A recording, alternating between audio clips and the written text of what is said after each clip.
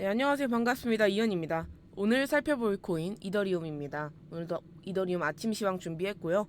네, 일단 뉴스부터 보고 가시죠. 네, G7에서 CBDC 지지를 공식 표명을 했다고 합니다. 글로벌 결제 시스템에 큰 역할을 할 것이라고 지지를 했나 보네요. 주요 7개국, 그러니까 G7이 최근 성명서에서 중앙은행이 발행하는 디지털 통화 CBDC에 대한 지지 의사를 밝혔다고 합니다.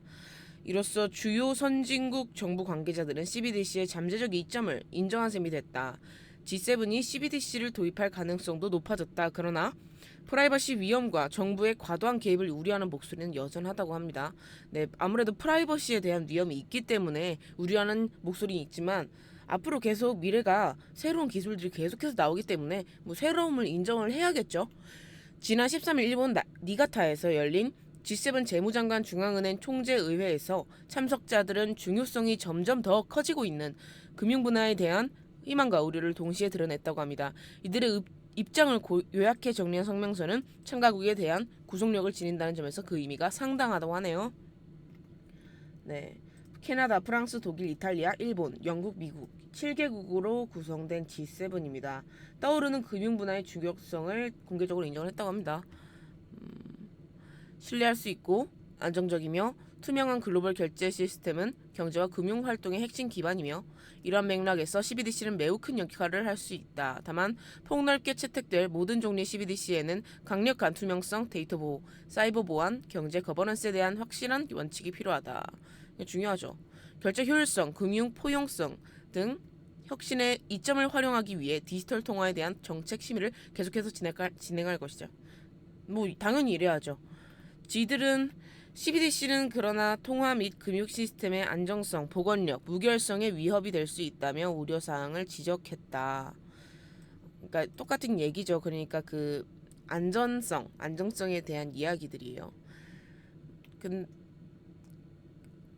프라이버시 관련해서는 논란이 여전하다. 이런 내용이죠. 하지만 이제 경제적으로 그리고 사이버 보안적으로 데이터 보호, 강력한 투명성 이런 게 이제 보장이 된다면 큰 역할을 할 것이다. 글로벌 결제 시스템에.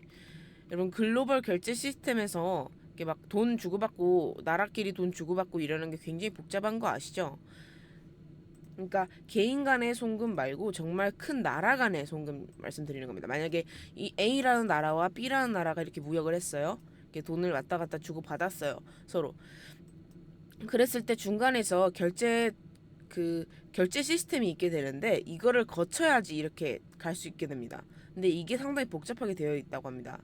그리고 최근에 우크라이나 전쟁 터지고 그랬을 때도 막 미국이 제재 가하고 하면서 이 결제 시스템에 관해서 여러 가지 이렇게 뉴스들이 많았는데요. 네. 이런 거를 이제 암호화폐 같은 경우에서는 혁신이 될 수 있다. 그런 식으로 지지를 한 것 같습니다. 네, 더해서 1비트를 가지고 있는 개인이 지금 100만 개 돌파를 했다고 합니다. 그래서 전체적으로 장기 분위기를 계속해서 시사를 하고 있다고 하는데 지금 암호화폐 시장의 전반적인 하락 흐름에도 불구하고 비트코인에 대한 장기 분위기가 온전히 유지되고 있음을 시사하는 것으로 분석됐다. 근데 이런 거랑 같이 보시면요. 그냥 결국에는 우리가 이거를 미래의 화폐 통화로서 결제 시스템으로서 인지를 하고 있는 거예요. 점점. 그렇기 때문에 이거를 하락장이든 뭐든 그냥 가지고 있는다. 점점 그런 식으로 진행이 되고 있는 거죠. 네, 더해서 캐나다 암호화폐 거래 플랫폼 넷코인스 이더리움 스테이킹 서비스 출시 예정이라고 하는데요. 캐나다 소재 암호화폐 거래 플랫폼 넷코인스가 공식 채널을 통해 이더리움 스테이킹 서비스를 출시한다고 발표했다. 넷코인스 대표 트레이저 매튜스는 이더리움을 시작으로 솔라나 등 암호화폐 스테이킹 서비스도 추가 지원할 계획이라고 설명을 했다고 합니다. 최근 넷코인스는 캐나다 증권 규제 기관인 BCSC (British Columbia Securities에서 딜러 라이선스를 취득했다고 발표한 바가 있다고 합니다. 네, 또 있습니다. 미카 최종 통과, 가상자산 규제안 갖춘 세계 최대 블록 탄생이라고 합니다. 암호화폐 규제 패키지인 미카 (Markets in Crypto Assets)가 유럽 연합 EU 이사회의 최종 승인을 받으면서 유럽이 세계 최초로 단일한 규제안을 적용받는 블록이 됐다고 합니다. 네, EU 회원국들은 16일, 현지 시각 16일입니다.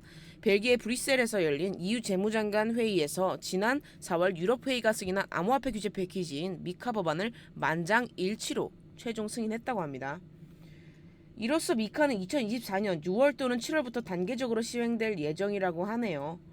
이번 규제안은 FTX 거래소의 몰락과 스테이블코인 테라 USD의 폭락 등 유명 암호화폐 스캔들이 연이어 발생한 이후 제정됐다고 합니다. 이 안정성을 위해서 이렇게 이제 제정을 한 것 같네요. 투명성 개선 목적, 네 그렇죠. 미준수 기업 목록 공개. 미카 법안은 암호화폐 거래의 투명성을 개선하고 자금 세탁을 방지하기 위해 만들어졌다.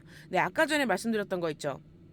그 걱정되는 부분들, G7 회원 국가들이 걱정하는 부분이 투명성과 안정성, 약간 이런 것들이었는데 여기서 지금 이런 것들을 해결하기 위해서 미카 법안을 제정했다고 하죠. 주로 다루는 것들은 스테이블 코인이지만 다른 디지털 토큰과 거래 플랫폼, 디지털 지갑과 같은 비트코인 관련 서비스에도 적용이 된다. EU 회원국에서 암호화폐와 토큰, 스테이블 코인 등을 발행하고 거래를 하려면 라이선스를 받아야 한다. 2026년부터 암호화폐 서비스 기업들은 암호화폐 거래액에 관계없이 송금인과 수취인의 실명을 확보해야 한다. 이러면 확실히 투명해지죠. 이게 아무래도 블랙머니가 많다가 보니까 정부 기관들에서도 암호화폐는 이제 안 된다 이런 식이었는데 결국엔 이거를 제정을 하면서 투명성을 개선하고 결국에는 이런 기술들을 받아들이는 과정인 거겠죠. 당국은 규제 미준수 기업에 대한 목록을 공개할 예정이다. 금융 안전성을 유지하기 위한 목적으로 제정된 이번 규칙은 시장 조직과 내부자 거래 방지를 위한 조항이 포함되어 있다. 네. 위험과 비용, 수수료에 대한 정보를 투자자에게 투명하게 공개해야 한다. 네, 계속해서 그 투명성 개선 그런 목적에 대해서 얘기를 하고 있고요. 그리고 또 실효성을 위해서는 미국 등 세계적인 협력이 필요하다라고 말을 하네요. 미카를 승인한 EU 국가는 그리스, 네덜란드, 독일, 벨기에, 스페인, 이탈리아, 체코, 포르투갈, 프랑스 등 27개국이지만 여기 미국은 포함이 되어 있지 않아요. 지금 미국은 계속해서 규제를 넣고 있고 막 리플이랑 SEC 싸우는 거 보셨죠?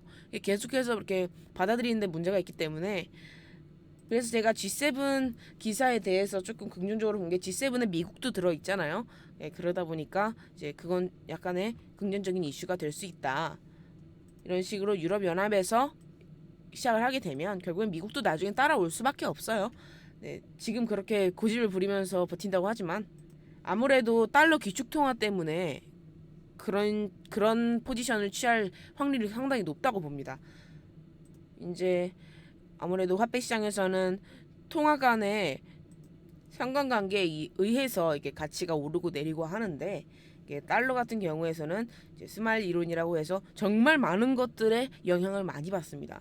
그래서 아무래도 세계 최강대국인 미국이지만서도 그거를 발빨리 암호화폐 시장을 이렇게 빨리 규제를 풀어주고 그런 입장이 되지 못하는 것 같아요. 달러 때문에. 그래서 항상 저는 암호화폐 시장을 볼 때 달러부터 봅니다. 그럼 이렇게 뉴스는 봤으니까요. 이걸 토대로 오늘 전체적인 코인 시장 흐름과 차트 한번 살펴보도록 하겠습니다. 네, 이더리움 현재 이동평균선 100일 이동평균선 위에서 꼬리로 지지받고 약간의 반등 나와주고 있는 모습이고요. 보시게 되면은 이렇게 꼬리 나오고 음봉 살짝 나왔다가 양봉 전환했죠. 양봉이 점점 커지고 있어요. 이게 점점 더 커져야 됩니다. 그래야지 이제 점점 흐름이 강하게 나온다는 뜻이기 때문에 지금 상당히 이 캔들만 봐도 시장이 혼란스러워하는 게 보여요. 왜냐하면 지금 미 부채 상환 뭐 된다 안 된다 뭐 그 상환 올린다 만다 막 이런 얘기도 많고 막 규제한다 안 한다 SEC 싸운다 안 싸운다 막 이런 것도 많다 보니까 지금 시장에서 사람들이 헷갈려하고 있어요. 지금 캔들이 정확하게 나타나고 있죠. 원래 이런 식으로 쭉쭉 뻗는 흐름들이 지금 상당히 눌려 있는 것들이 보여요. 이게 꼬리랑 작은 캔들로 이게 그러니까 하루 사이에 많은 등락이 있다가 결국에는 시작과 끝에서 많이 차이가 안 는 모습이라는 거죠. 이런 식으로 캔들 패턴을 보고 해석하는 법도 상당히 중요합니다. 그래도 현재 지지선 천천히 올려가면서 고점도 천천히 올려가면서 작은 형태긴 하지만 파형을 안정적이게 만들어가고 있습니다. 네, 세 번째 파동에 이 저항 레벨만 넘게 되면은 어느 정도 이제 200일선까지 터치할 수 있는 여력이 있다고 보이고요. 1시간 봉으로 봤을 때는 현재 100일선 이동평균선은 이미 우상향 모습 보여주고 있고 200일 이동평균선은 어느 정도 수평 만들어주려고 이제 기울어지고 있죠. 점점 이렇게 만나면서 크로스가 나와줘야 됩니다. 지금 보시면 상당히 가까워졌어요. 그리고 주가 흐름도 제가 항상 말씀드리다시피 이런 식으로 수렴하는 모습 안으로 들어가고 있죠. 뱀이 이렇게 꽈리를 틀고 이렇게 감기듯이 이동평균선에 감기는 모습이 상당히 중요합니다. 그러다 크로스가 나오게 됐을 때 한번 이렇게 발돋움 도약을 하고 상승하는 모습이 항상 나와주게 되는 그 패턴입니다.